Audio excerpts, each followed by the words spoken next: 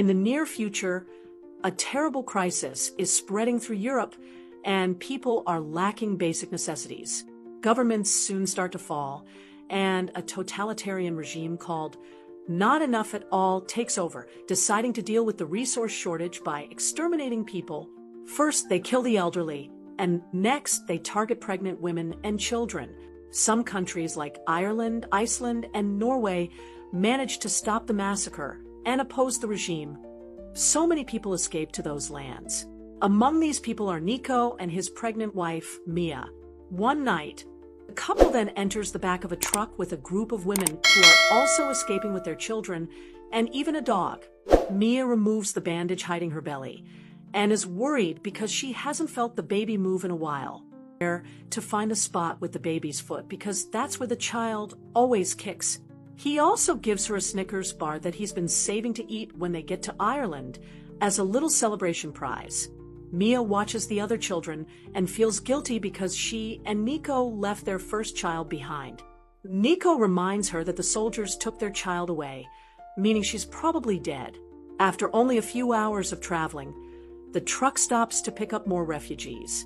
The people quickly rush inside, and the truck becomes too crowded, so the smuggler announces they'll split the group into two. The women and children will stay, while the men will go in another vehicle. Nico tries to explain that he was already in this truck with his wife, but he's ignored and taken away.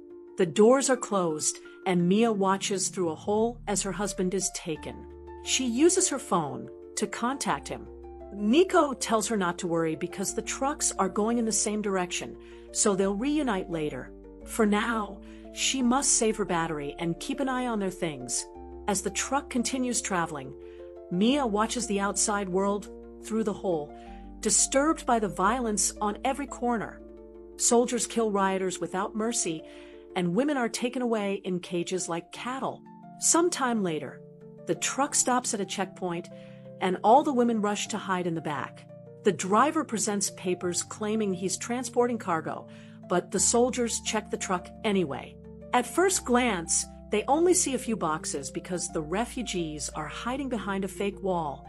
However, the leader becomes suspicious and sends one of his men inside, instructing him to go as far as possible and shoot at the side wall. The man does so, and by judging the difference in distance, the leader can tell there's a hidden compartment. He goes inside with a group of soldiers and orders the women to come out. Fearing the worst, Mia climbs on top of the crates just before one of the women opens the fake wall. The leader immediately kills her, and the other soldiers open fire. After they're gone, Mia cries and sends her husband a message telling him to hide. A few hours later, the truck arrives at another harbor, and the container is moved to be taken onto a ship. Mia tries calling Nico, but he doesn't pick up, so she leaves another message saying the ship is taking her away. She checks the things in her bag and turns on a light before falling asleep. Sometime later, Mia wakes up when the container starts to shake. Through the holes left by the bullets, she sees sailors running around as a fierce storm thrashes the ship. Mia begins yelling for help as the shaking causes her to roll all over the place, getting hurt until a sudden landing knocks her out. Moments later, Mia wakes up and discovers water is getting into the container through the holes. When she looks outside, she realizes the ship has sunk, and now all the containers, including hers, are floating in the middle of the sea. She panics and tries to call Nico, but her phone is smashed and doesn't work. She tries an extra phone she brought in her bag, but she doesn't know the password to make it work after checking that the baby is fine. Mia notices the water keeps rising, so she begins opening the crates to find something useful. Unfortunately, they only contain items like plastic containers, televisions, alcohol, and earbuds. She also finds a bunch of hoodies and puts one on. After gathering all the things that fell from her bag, including some tape and a Swiss Army knife, Mia uses the tape to cover the holes to slow the water down. Suddenly, her phone receives a call from an unknown number, and Mia answers to find Nico on the other end. He couldn't answer before because his battery had died, but he's alive because the other driver had scammed them. Instead of taking them to the harbor, he abandoned the group outside the city. Mia tells him what happened to her, and Nico promises he'll rescue her. But for now, she must continue to save the battery and survive for their child. Suddenly, Mia feels a contraction and begs the baby to wait a little longer. She takes a bite of her sandwich and moves the crates around, but boredom soon takes over. She notices a storm is coming and feels another contraction, so she hopes it's a false alarm. Moments later, and gives birth to the baby in the water.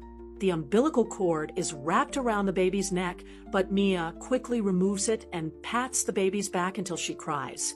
Then, and puts the baby in a small box with a hoodie, while she checks her things. She eats a bit of food from a can, but the phone took water damage and isn't working. To make matters worse, the baby won't stop crying, and Mia tries to breastfeed her to no avail. When Mia hears the sound of the container's metal squeaking, she gets an idea.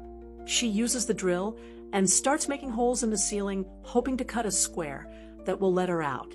However, the noise makes the baby cry harder. She tries to calm her down, but not even singing works, and Mia snaps, yelling at the poor child. She goes back to drilling the ceiling, but unfortunately, the drill runs out of battery before she can finish. Next, at that moment, her first daughter appears, blaming her mother for her death at the hands of the soldiers. Mia cries as Nico appears next to her, reminding her it wasn't her fault. When Mia wakes up from this dream, she's feeling better because it's finally raining and water is falling through the holes, and starts pulling until she finally manages to open a hole that lets sunlight in. Afterward, Mia climbs on top of the container and confirms there's no land in sight. She and the baby sleep up there to get fresh air, and when it's time to change the baby, Mia throws the dirty hoodie into the water. This attracts the attention of a bunch of fish, so Mia rushes to grab some rope and a piece of metal to try fishing. No matter how much she tries, she can't hit a single fish. After she gives up, she suddenly notices a plane flying by and immediately rushes into the container to break a television, getting a piece of its screen. Then she climbs back out, but in her hurry, she accidentally hurts her leg. Ignoring the pain for now, she uses the screen piece to reflect the sunlight, but the plane doesn't see her and flies away. A disappointed Mia returns inside the container and uses some wires and small metal pieces to stitch her wound. It's a very painful process, so she tries to ease it with alcohol. Afterward, she sees the hundreds of earbuds and gets another idea. With the wires, she begins making a net. Once it's done, she throws it into the sea with a dirty cloth and finally traps some fish, which she immediately eats raw. For the following days, Mia works hard on her survival. She keeps removing the water from the container using the hose, and she keeps fishing successfully with the net, storing lots of fish in the plastic containers. Later in the evening, Mia notices Noah is getting cold. At that moment, her phone begins ringing, and she's delighted to hear Nico's voice, but unfortunately, he has bad news. He tried to steal a boat, but he was seen by the soldiers and got shot. Right now, he's hiding, but he's slowly bleeding out and doesn't have much time left. Nico calls to say goodbye and makes Mia promise she'll survive. Mia puts the phone next to Noah so he can talk to her and hear her cute little noises. After Mia and Nico tell each other, "I love you," her battery dies and the wind puts out the fire as she cries. On day 26, Mia is about to lose it. There are drawings and rants on paper sheets taped all over the container walls, which are about to reach the water limit, so Mia and the baby are now living on top of it. Mia is also using the crate wood, the plastic containers, and the rope to put together a raft. Suddenly, a seagull lands on the container to take some of her fish, and this gives Mia hope because it means they must be near land. Later in the evening, Mia manages to start a new fire and gets a sail ready for her raft. Suddenly, she hears a noise inside the container, and realizing it'll sink soon, Mia dives in to gather all her pictures. She also sees the Snickers bar inside a plastic container, so she takes the risk and goes further inside to grab it. As Mia reaches the surface, she's terrified to discover she can't see Noah. At that moment, a whale passes by and expels some water, which hits Noah and makes her cry. Now Mia can follow the sound and reunite with her daughter. The next morning, while they float around, Mia opens a plastic container and throws out some fish, hoping to attract some birds. Soon, a bunch of seagulls are flying above them, and this is noticed by a boat that is sailing nearby. They immediately head in that direction and rescue the small raft, finding Noah inside alive and well. There's also a rope coming out of the raft and falling into the sea, so the sailors start pulling until Mia's body comes out.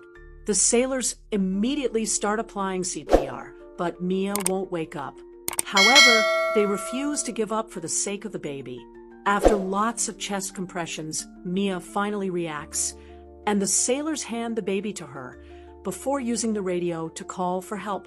It takes Mia a moment to realize she's safe, and when she looks at the horizon, she sees they're approaching Ireland, meaning she'll be able to get the new life she wanted.